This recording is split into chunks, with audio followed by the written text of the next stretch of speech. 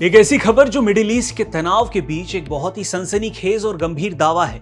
दावा यह किया जा रहा है कि इजराइल के प्रधानमंत्री बेंजामिन नेतन्याहू मारे जा चुके हैं। ऐसी खबरें सोशल मीडिया और कुछ हलकों में तैर रही हैं। इसके पीछे ईरान की पैनी नजर है और कथित तौर पर कुछ सबूत भी दिए जा रहे हैं। इस पूरे मामले को बिना लाग लपेट के निष्पक्ष विश्लेषण करते हैं और समझने की कोशिश करते हैं कि आखिर सच्चाई क्या है और अफवाह कहां से शुरू हुई। इस पूरी खबर का बैकग्राउंड जान लेते हैं। मिडिल ईस्ट में इस वक्त जो हालात हैं वो पिछले कई दशकों में सबसे खराब हैं। ईरान और इजराइल के बीच सीधा संघर्ष यानी कि डायरेक्ट कॉन्फ्लिक्ट चल रहा है। ईरान अपने सर्वोच्च नेता यानी सुप्रीम लीडर और टॉप कमांडरों की हत्या का बदला लेने के लिए लड़ाई लड़ रहा है। ऐसे माहौल में दोनों देश एक दूसरे को न सिर्फ सैन्य रूप से बल्कि सूचना यानी कि इंफॉर्मेशन वॉरफेयर के जरिए भी हराने की कोशिश कर रहे हैं। इसी बीच एक दावा आता है कि नेतन्याहू मिसाइल के हमले में मारे गए। इस पूरी कहानी की शुरुआत ईरान के एक बड़े मिसाइल हमले से होती है। दावा किया गया कि ईरान ने इजराइल के एक ऐसे गुप्त ठिकाने को निशाना बनाया जहां इजराइल का टॉप नेतृत्व, जिसमें कि प्रधानमंत्री बेंजामिन नेतन्याहू भी शामिल थे, वो वहां मौजूद था। इस पर ईरान का जो पक्ष है वो ये कहता है कि ईरान के इस्लामिक रेवोल्यूशनरी गार्ड कोर के कमांडरों की तरफ से एक बयान आया कि हमने नेतन्याहू को मार दिया है। हालांकि इस बयान में एक पेच भी था। उन्होंने आगे जोड़ा कि और अगर नहीं मरे हैं तो उन्हें मार दिया जाएगा।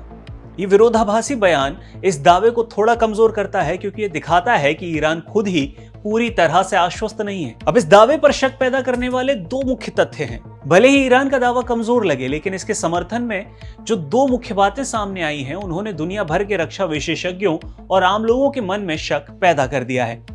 जो सबसे पहली बात है वो इजराइल की हाई लेवल सुरक्षा मीटिंग में नेतन्याहू की गैर मौजूदगी है।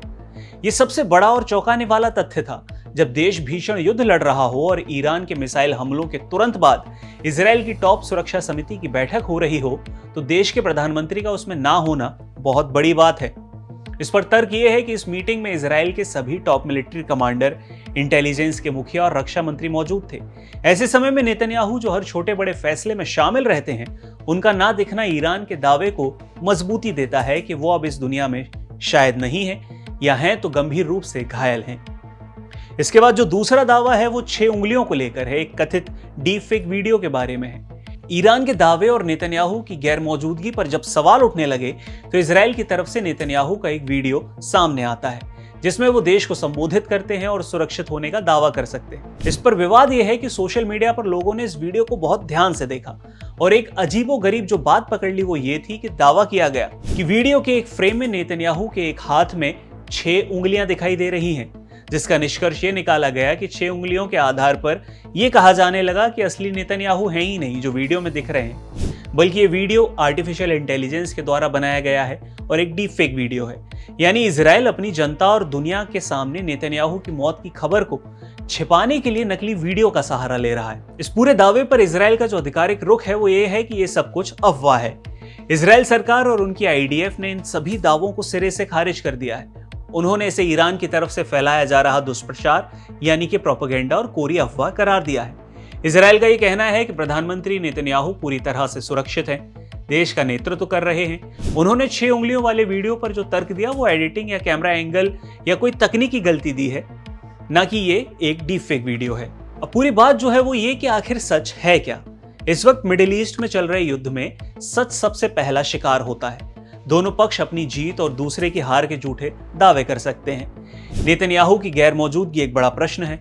सुरक्षा मीटिंग में उनका ना होना वाकई अजीब है, लेकिन इसके और भी कारण हो सकते हैं, जैसे कि वो किसी और अति गोपनीय ऑपरेशन को सुपरवाइज कर रहे हो या सुरक्षा कारणों से उनकी लोकेशन छिपाई जा रही हो।